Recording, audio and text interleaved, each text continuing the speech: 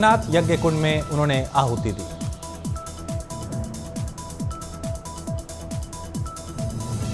मुख्यमंत्री ने सभा को संबोधित किया और महर्षि आश्रम परिसर में ही रामनगरी के संतों के साथ भोजन किया।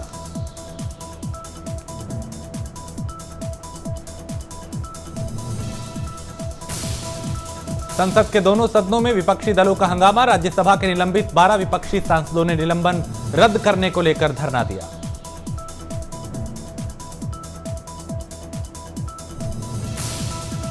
दिल्ली के सिंधु बॉर्डर पे किसान संगठनों की होने वाली बैठक रद्द हो गई। किसानों की घर वापसी और एमएसपी कमेटी के गठन के प्रस्ताव पर चर्चा होनी थी।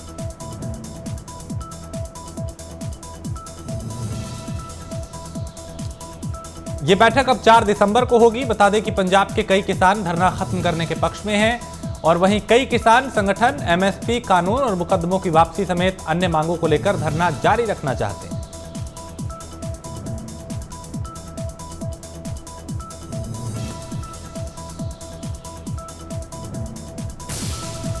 उत्तर प्रदेश में यूपी टीईटी पेपर लीक मामले में एसटीएफ ने बड़ी कार्रवाई की है। इस मामले में एसटीएफ ने लखनऊ से टीटी परीक्षा कराने वाले परीक्षा नियामक प्राधिकारी संजय उपाध्याय को गिरफ्तार किया है।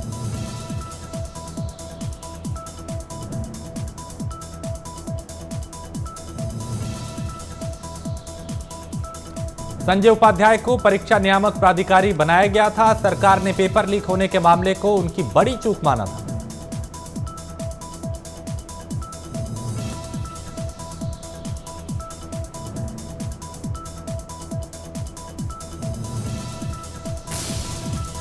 बीजेपी ने उत्तर प्रदेश विधानसभा चुनाव से पहले राज्य में 6 यात्राएं निकालने का फैसला किया है। ये यात्रा यूपी के सभी 403 विधानसभा क्षेत्रों से होकर गुजरेगी।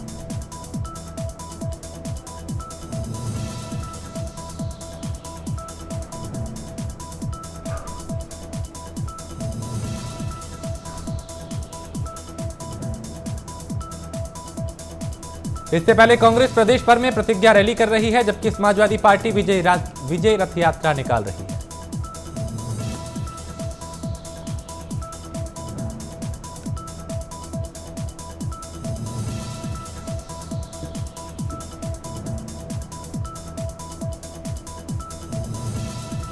यूपी में बीजेपी मुख्यालय में हुई बैठक में यह फैसला लिया गया। इसमें प्रदेश अध्यक्ष स्वतंत्र देव सिंह, मुख्यमंत्री योगी आदित्यनाथ भी मौजूद रहे।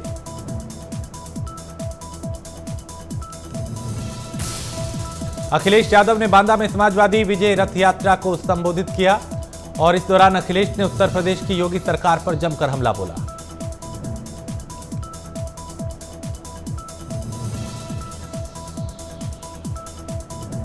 अखिलेश यादव ने कहा, पिछले 4.5 साल में इस सरकार ने उत्तर प्रदेश को सिर्फ बर्बाद किया है।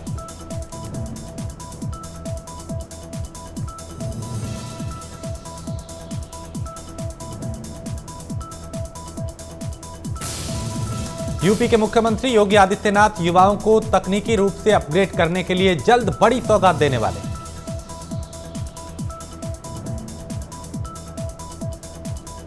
युवाओं को टैबलेट और स्मार्टफोन देने की तैयारी है। इसके लिए डीजी शक्ति नाम से पोर्टल बनाया गया है।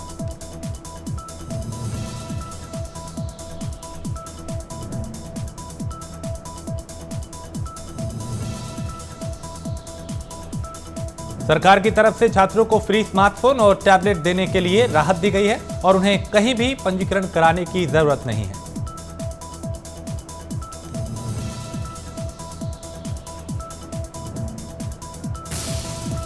बुलंदशहर में पुलिस ने 2 गांजा तस्करों को गिरफ्तार किया है। इनके पास से नशे की बड़ी खेप बरामद हुई।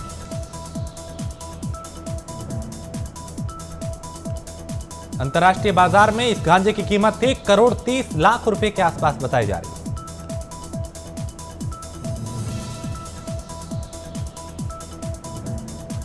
लखनऊ के जिलाधिकारी ने रैन बसेरों का निरीक्षण किया। साथ ही डीएम ने अधिकारियों को रैन बसेरों में सुरक्षा व्यवस्था को पुख्ता करने के निर्देश दिए।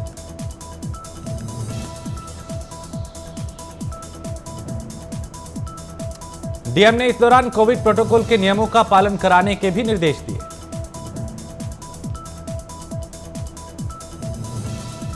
कासगंज में पुलिस और गौ तस्करों के बीच मुठभेड़ हो गई। दोनों तरफ से फायरिंग की गई। 2 बदमाशों के पैर में इसमें गोली लगी।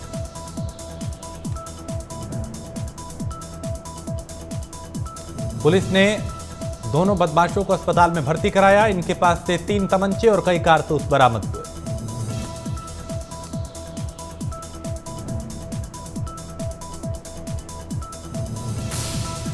गौतम बुद्ध नगर में पुलिस कमिश्नर आलोक कुमार सिंह ने आज एक बड़ी कार्रवाई करते हुए क्राइम ब्रांच के प्रभारी इंस्पेक्टर शाहबाज खान के साथ कांस्टेबल अमरीश यादव को बर्खास्त कर दिया।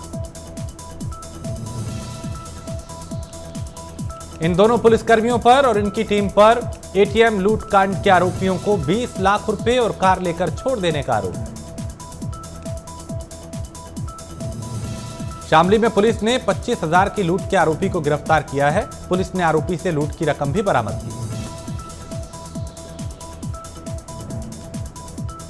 आरोपी ने बड़ौद गांव में लूट की वारदात को अंजाम दिया था।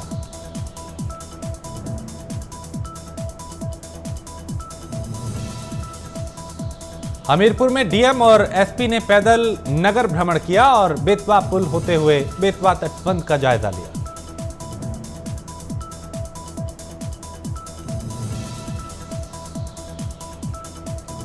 इस दौरान लोगों से उनकी समस्याएं भी जानी और तटबंध में पीने के पानी मुहैया कराने के लिए पालिका को आदेश दिए।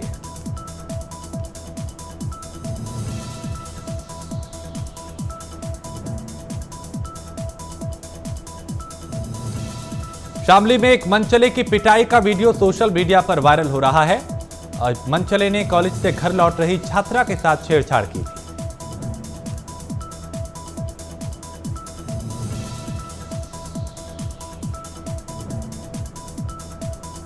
छेड़छाड़ करने पर लोगों ने इसको जमकर पीटा। काफी दिनों से ये लड़की को परेशान कर रहा था।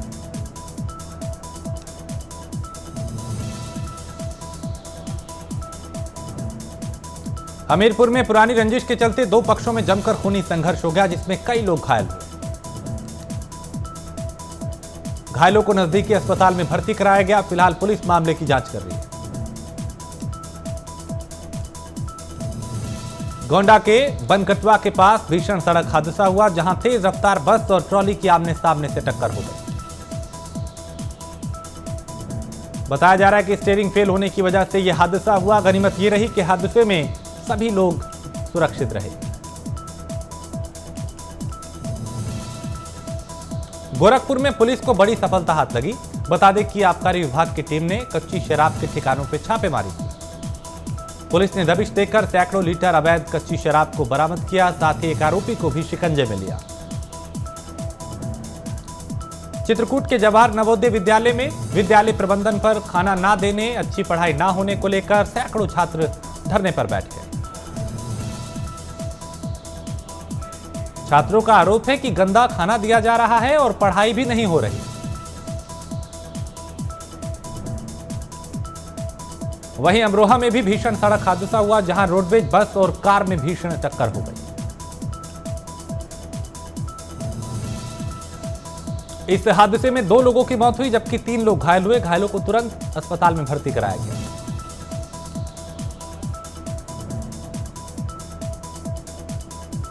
मुजफ्फरनगर में अपराधियों के हौसले बुलंद, जहां बदमाशों ने तमंचे के बल पर व्यापारी से 1.5 लाख की लूट की वारदात को अंजाम दिया।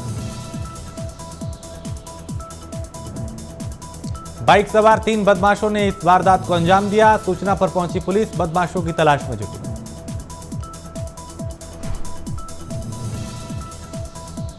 मुजफ्फरनगर में बारातियों से भरी बस ट्रॉली से जा टकराई। हादसे में 18 लोग घायल हुए।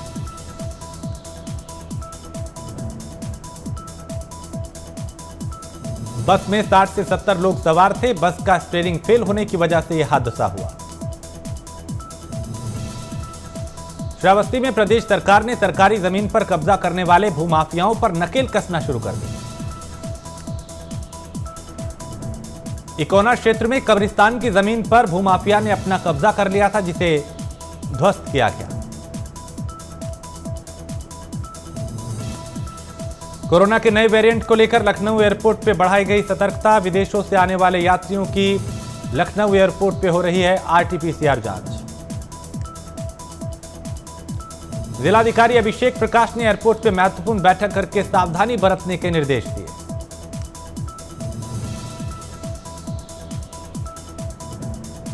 मेरठ में शादी समारोह में मारपीट का वीडियो वायरल हो रहा है। आतिशबाजी से रोकने पर बारातियों ने सिक्योरिटी गार्ड को पीटा। मौके पर पहुंची पुलिस ने 5 आरोपियों को गिरफ्तार किया है। बरेली जिले में लेखपाल का शव मिलने से इलाके में हड़कंप मच गया। मौके पर पहुंची पुलिस ने शव को कब्जे में लेकर पोस्टमार्टम के लिए भेजा और जांच शुरू कर दी। लेखपाल बहेड़ी तहसील में तैनात थे।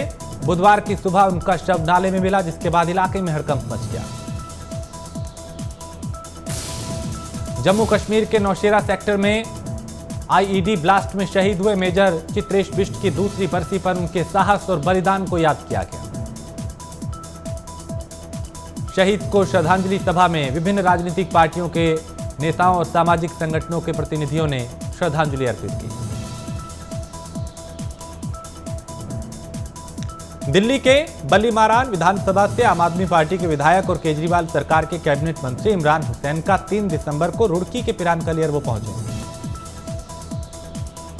इस दौरान तकरीबन 150 लोगों के साथ उनकी बैठक है और करीब इतने ही लोग पार्टी की सदस्यता भी लेंगे। देहरादून में शासन स्तर पे तबादले हुए हैं। कई अधिकारियों के विभागों में फेरबदल हुआ है।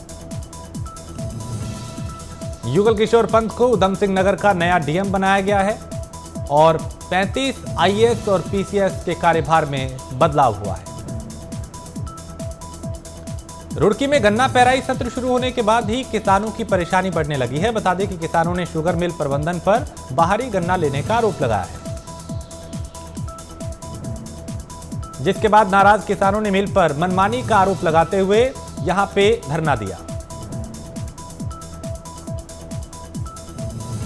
रुड़की में पिछले 10 साल से प्रशासन की लापरवाही के चलते 40 परिवारों को मतदान करने का अधिकार नहीं मिला है।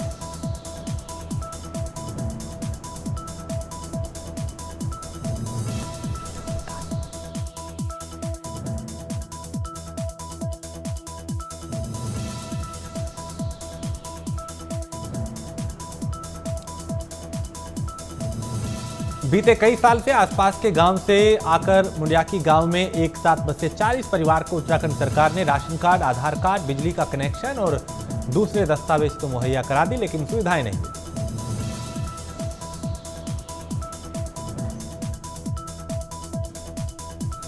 बीजेपी के प्रदेश महामंत्री सुरेश भट्ट ने कांग्रेस पर कटाक्ष करते हुए कहा, कांग्रेस सत्ता परिवर्तन की बात करती है और जगह जगह होर्डिंग भी लगाए हैं। हरीश रावत का बिना नाम लिए ये भी कहा कि ऐसे नेता होर्डिंग लगाए गए जिनको सबकी चाहत बताया गया है। सुरेश भट्ट ने कहा कि अभी तक वो ये तय नहीं कर पाए हैं कि चुनाव कहां से लड़ेंगे, जबकि बीजेपी के हर कार्यकर्ता को ये पता है उसे चुनाव कहां से लड़ना है। लालकुआ युवा नेता दीपेंद्र सिंह कोश्यारी ने लालकुआ विधानसभा क्षेत्र के कई गांवों का दौरा कर ग्रामीणों की जन समस्याएं सुनी। ग्रामीणों ने दीपेंद्र सिंह कोश्यारी का जोरदार स्वागत किया और उन्हें अपनी परेशानियों से भी अवगत कराया। कोरोना के नए वेरिएंट पर केंद्रीय गृह मंत्रालय गंभीर है। इस खतरे को देखते हुए गृह मंत्रालय ने राज्यों को एडवाइजरी जारी की है। गृह मंत्रालय ने अपने आदेश में यह भी कहा है कि सभी राज्य सुनिश्चित करें कि जो अंतर्राष्ट्रीय यात्री हैं उनकी कॉन्टैक्ट ट्रेसिंग पुख्ता तरीके से हो। इससे पहले 25 नवंबर को स्वास्थ्य मंत्रालय ने गाइडलाइन जारी की थी। स्वास्थ्य मंत्रालय के निर्देश पर ही गृह मंत्रालय ने सभी राज्यों और केंद्र शासित प्रदेशों को एडवाइजरी जारी की है। मुंबई में करीब 1000 यात्रियों का अफ्रीकी देशों से आना चिंता का विषय बना हुआ है। बीएमसी के अतिरिक्त कमिश्नर सुरेश ने कहा कि कुल 466 लोगों की लिस्ट अब तक मिली है, जिसमें से 100 का टेस्ट किया गया है।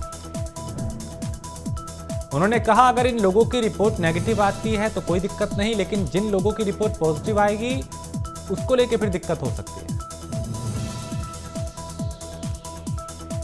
इस बीच स्वास्थ्य मंत्री मनसुख मांडविया ने संसद में कहा कि अब तक दुनिया भर के 14 देशों में ओमिक्रॉन वेरिएंट के केस पाए गए हैं और कहा कि इससे बचाव के लिए मंथन चल रहा है। ओमिक्रॉन के खतरे को देखते हुए फिलहाल एयरपोर्ट पे स्कैनिंग के लिए नए नियम लागू किए गए हैं। कोरोना वायरस का खतरनाक वेरिएंट ओमिक्रॉन के कई देशों में फैलने से भारत में भी चिंता बढ़ने लगी है। केंद्रीय स्वास्थ्य सचिव ने राज्यों को ओमिक्रॉन के मामलों की जल्द पहचान और जांच बढ़ाने की सलाह दी है।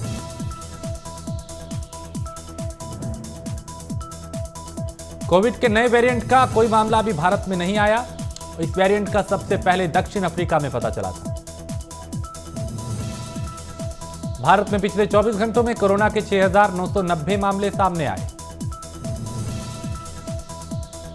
जबकि इन्हीं 24 घंटों में 90 लोगों ने दम तोड़ दिया, जबकि 9,905 लोग ठीक हुए। दिल्ली सरकार ने पेट्रोल पर वैट घटा दिया है, जिसके बाद दिल्ली में 1 लीटर पेट्रोल की कीमत 95 रुपए 97 पैसे हो गई। केजरीवाल सरकार के इस फैसले के बाद दिल्ली में पेट्रोल करीब 8 रुपए तक सस्ता हो गया है। राज्य सरकार ने कैबिनेट बैठक में यह फैसला लिया। केजरीवाल ने बैठक में पेट्रोल पर लगने वाले वैट को 30% कम कर दिया है। पूर्व मध्य रेल ने 30 मार्च तक के लिए हाजीपुर जोन के विभिन्न स्टेशनों से गुजरने वाली कई ट्रेनों को या तो रद्द कर दिया या उनके फेरे कम कर दिए। इस कड़ी में कई ट्रेनों के रूप में भी बदला गया है, यानी जो रूट है उसमें बदलाव किया गया है। दिसंबर के महीने में कोहरे के चलते विजिबिलिटी काफी कम हो जाती है, जिसके चलते ये कदम उठाए जा रहे हैं।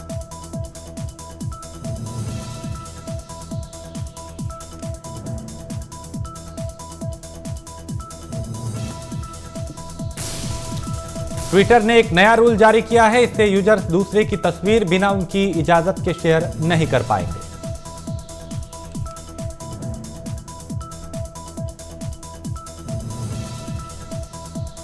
ट्विटर के सीईओ बदलने की घोषणा के बाद कंपनी ने नेटवर्क पॉलिसी को टाइट कर दिया है।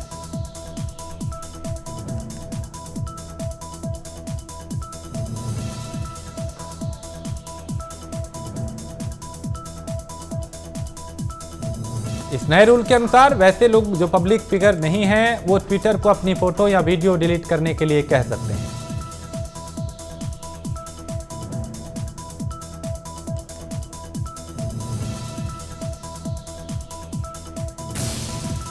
और दिसंबर के पहले ही दिन महंगाई का झटका लगा है। देश में कमर्शियल सिलेंडर के दाम में 100 रुपए तक की भारी बढ़त की कर दी गई है।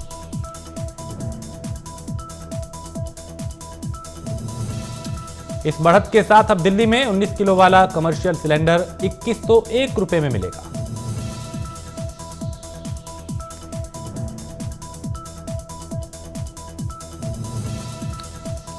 हालांकि घरेलू एलपीजी में उसकी कीमत में किसी तरह की बढ़ोतरी नहीं की गई है।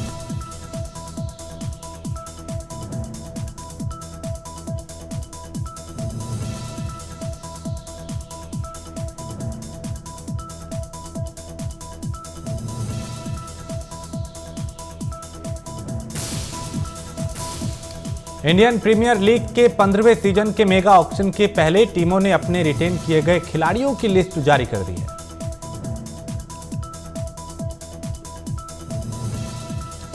विराट कोहली, महेंद्र सिंह धोनी, रोहित शर्मा, ऋषभ पंत जैसे खिलाड़ियों को उनकी टीमों ने रिटेन किया है।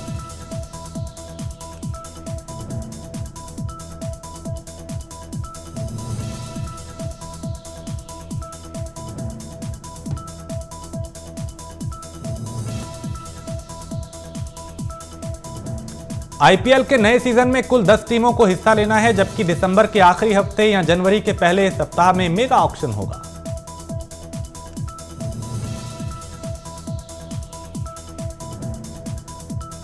केकेआर ने आंद्रे रसेल, वरुण चक्रवर्ती, वेंकटेश अय्यर और सुनील नरेन को रिटेन किया है और शुभमन गिल, दिनेश कार्तिक, यान मॉर्गन जैसे बड़े खिलाड़ियों को रिलीज करने का फैसला किया। मुंबई ने कप्तान रोहित शर्मा समेत 4 खिलाड़ी रिटेन किए हैं। रोहित के अलावा सूर्य कुमार यादव, जसप्रीत बुमराह और कायरन पोलार्ड को टीम ने अपने साथ बरकरार रखा है। मुंबई को इस रिटेंशन में कुल 42 करोड़ रुपए खर्च करने पड़े और अब मेगा ऑक्शन में टीम बचे 48 करोड़ रुपए के साथ उतरेगी।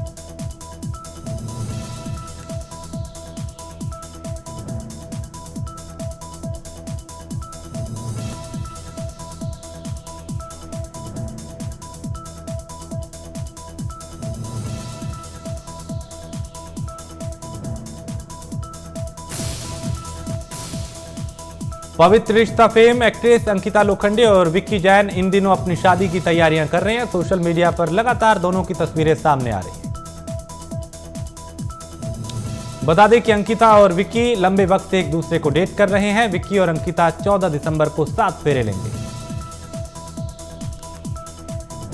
सिंगर शाल्मली ने अपने बॉयफ्रेंड फरहान शेख से शादी की और तस्वीरें सोशल मीडिया पर शेयर की। एक्टर विनीत कुमार सिंह ने अपनी गर्लफ्रेंड रुचिरा से शादी कर ली। पत्नी के साथ तस्वीरें साझा की। कोरोना के नए खतरे के बीच एक्टर अमित साध हुए कोविड पॉजिटिव। एक्टर ने खुद सोशल साइट पर इसकी जानकारी दी। अमित ने इंस्टाग्राम पे एक पोस्ट लिखकर बताया कि तमाम सावधानियां बरतने के बावजूद वो कोविड की चपेट में आ गए। और इसी के साथ फटाफट खबरों में फिलहाल इतना ही। एक छोटे से ब्रेक के लिए रुकेंगे। ब्रेक के उस पार कुछ और खबरें।